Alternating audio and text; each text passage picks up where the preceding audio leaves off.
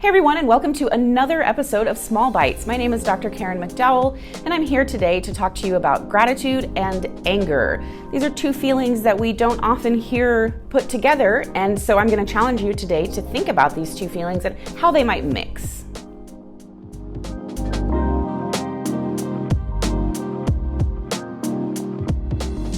Here at The Gracious Mind, we do Small Bites every single week. We release a YouTube video on Tuesdays, and then on Wednesdays we have Small Bites Live, where we talk about the video, we chat with you, we answer your questions, you can give us your feedback. So if you're watching this video today, December 22nd, you'll be able to join us tomorrow on the 23rd on Instagram Live at 12 Central to talk about this.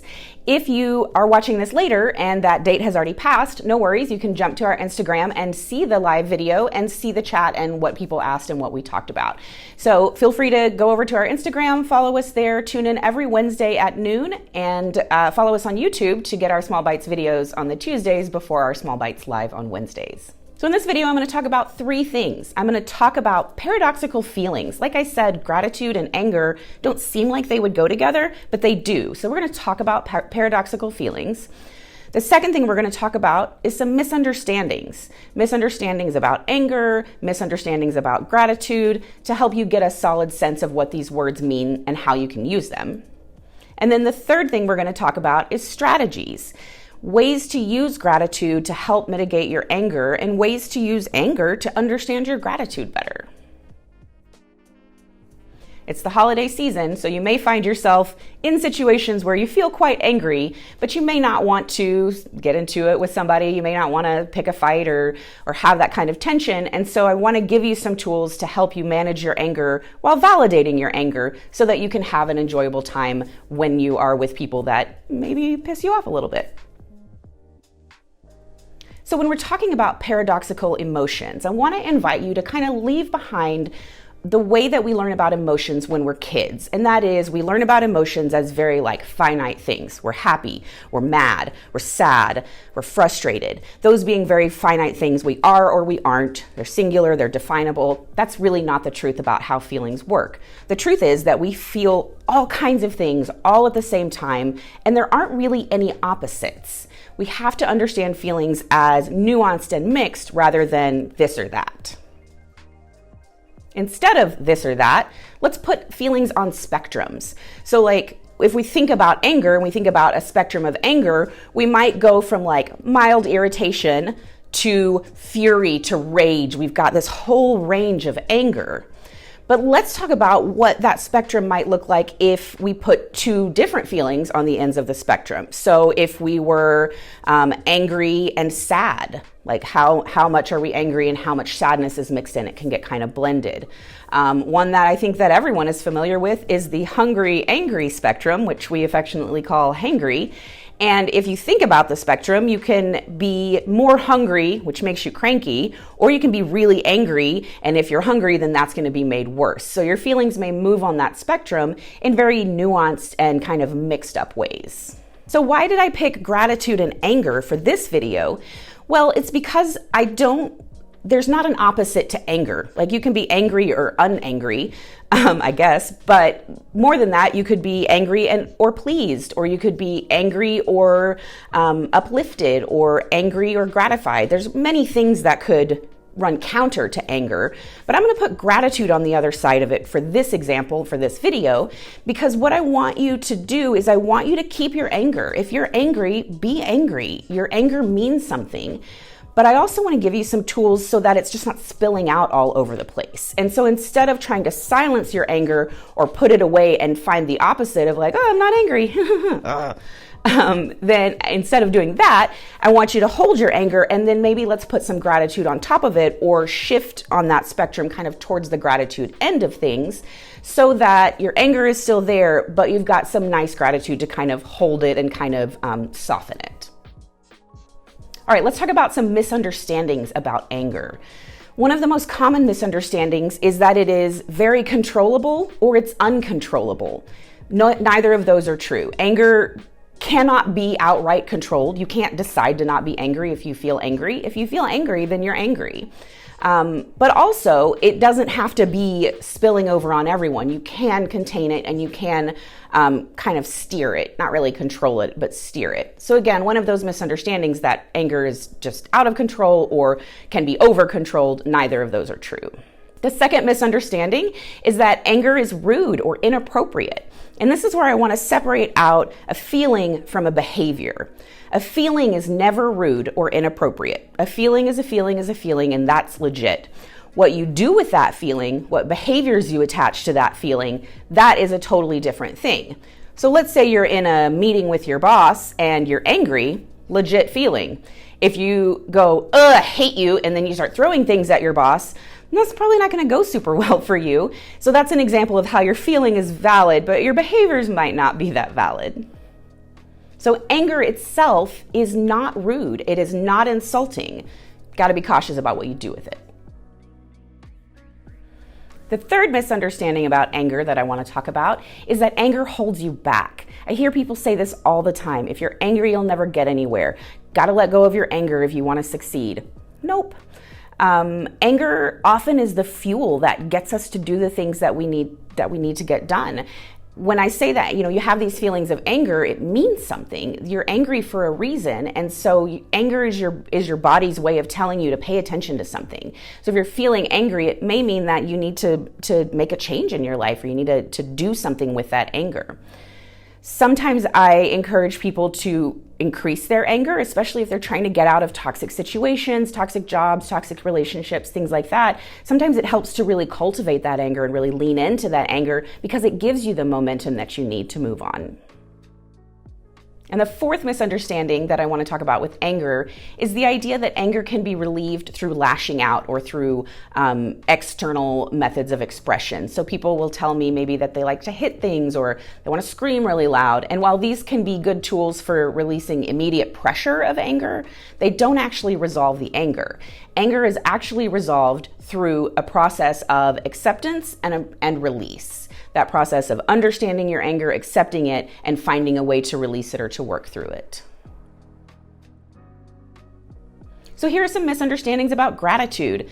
The first one is that gratitude is behavioral. People think that gratitude is what you say when you say thank you, that's gratitude. Or when you do something nice for somebody, that's gratitude. And just like I talked about with anger, how the feeling and the behaviors are actually separate, that also holds true for gratitude. Gratitude is a feeling. Behaviors can go with that feeling. If you feel grateful and so you bring somebody a coffee because you feel grateful to them, you have a feeling and then you have a behavior.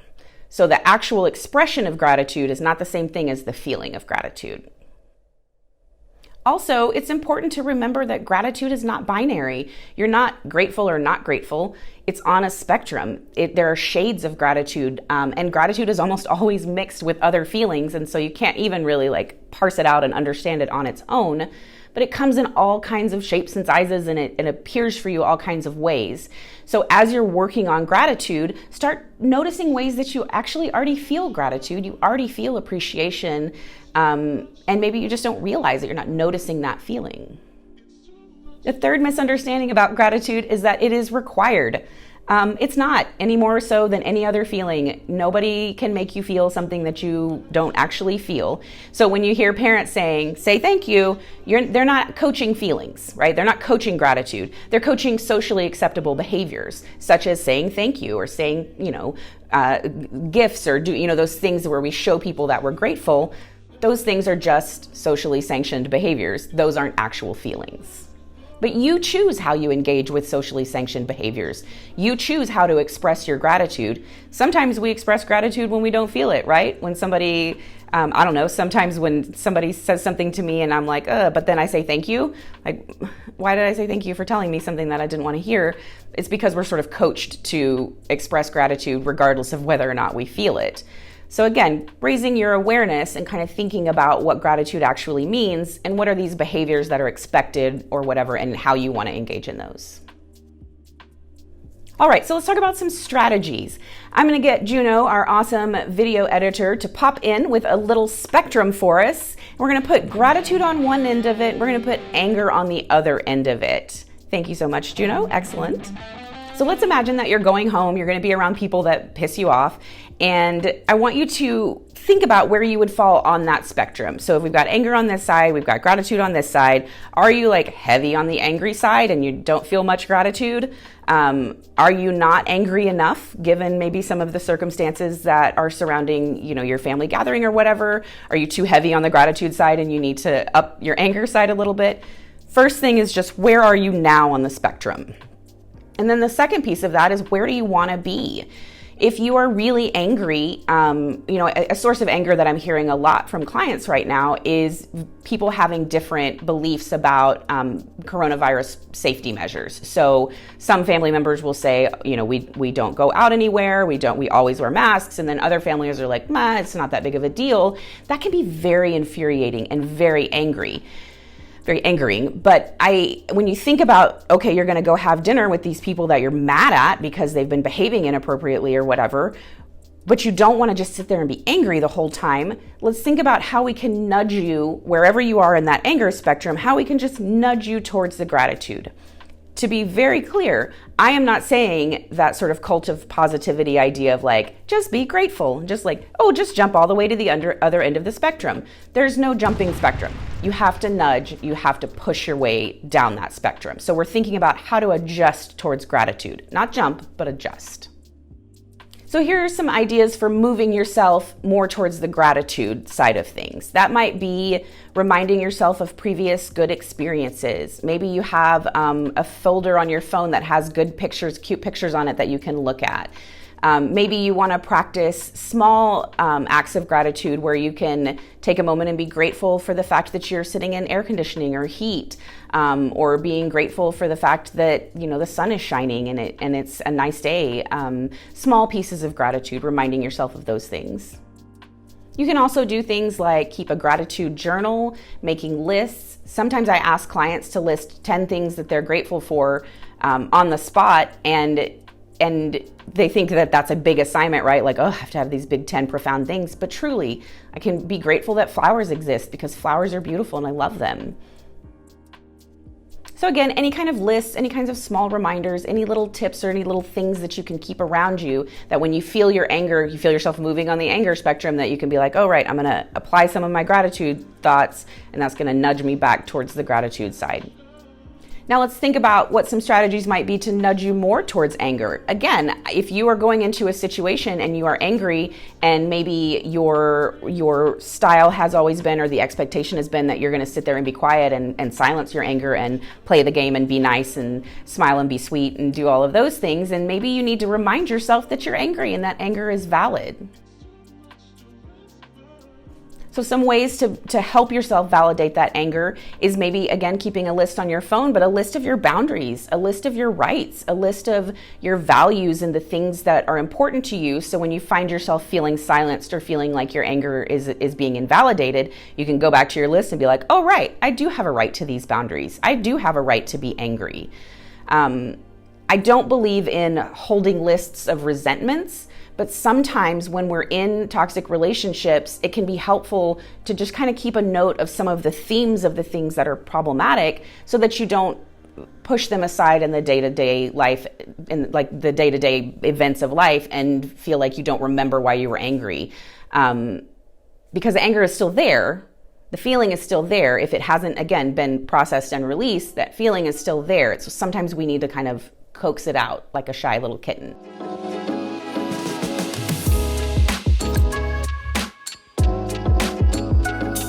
Sometimes it can help to have a boundary buddy, somebody that you're texting and you're saying, oh, this is happening and I'm just sitting here being quiet, and your boundary buddy can be like, speak up, speak your truth, your anger is valid. So enlisting your friend's help or enlisting a partner's help that can remind you that your anger is valid and that it's worth attending to. I don't encourage people to keep lists of resentments. I don't think that we want to force ourselves to stay in anger, but sometimes it can be helpful to jot down some of the themes or some of the reasons that you're angry to help you remember that when you're in the moment. And as always, my favorite strategy for working on these things is therapy. If you go to therapy, therapists are able to help you, one, understand where you are on this spectrum, but also what are the tools that move you in different directions on the spectrum so that you feel in control of your life. You can't control your feelings outright, but you can steer them and you can manage them and you can regulate them. So if you can regulate your anger and apply some gratitude to it, it may help you get through some of the stressful times during the holiday season. So again, just to wrap up, know where you are on the spectrum, know where you want to be on the spectrum, and know the tools that move you in that direction, whichever way that is. And these are true, of all feelings. Anytime you have these spectrum paradoxical feelings, understanding what things help you move on the spectrum keeps you in control. Look at these cute hoodies. I Heart Self-Care hoodies, I Heart hoodies, and I Heart Self-Care. And it's so soft and fluffy, it doubles as a pillow for nap time. Hop over to the website, thegraciousmind.com, and check out our gift shop to grab one of these, or t-shirts, tote bags, stickers, all kinds of other stuff. Again, I'm Dr. Karen McDowell. Thank you so much for joining us today for this Small Bites. We'll see you tomorrow at noon Central on our Instagram Live to discuss this. And if that time has passed, you can find the discussion on our Instagram feed. Please be sure to check out our social media. We're on YouTube, Facebook, Twitter, TikTok, Instagram, all the things. And of course, we have our awesome website, thegraciousmind.com. We've got cool gifts. We've got all kinds of stuff on there, blogs, upcoming events, lots of ways for you to get involved, and a lot of resources and referrals for you if you need some help. So again, that's thegraciousmind.com. We'll see you next week for Small Bites.